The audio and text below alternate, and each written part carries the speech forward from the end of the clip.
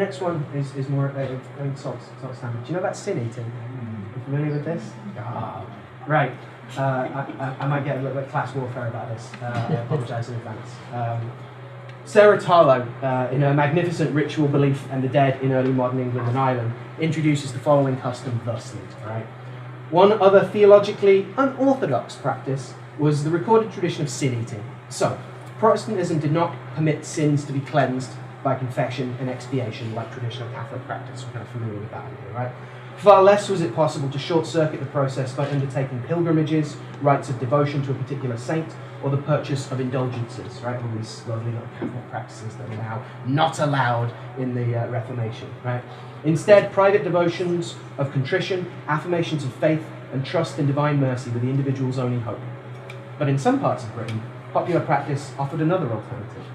In the country of Hereford, it is said, was an old custom at funerals to hire poor people who were to take upon them all the sins of the party deceased.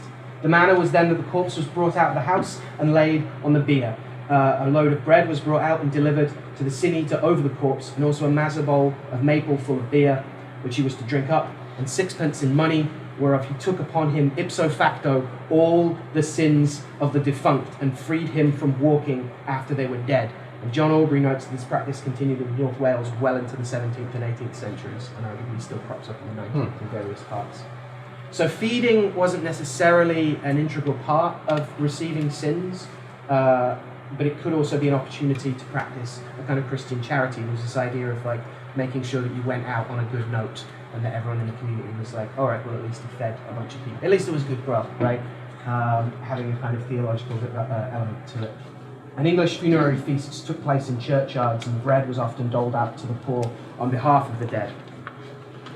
So we have this notion of receiving money and beer and bread being a way of transferring sins off. And this idea of something that starts looking like active use of expiating sin, or like balancing a karmic sheet or tab at the end of things, looks very interesting to me at least.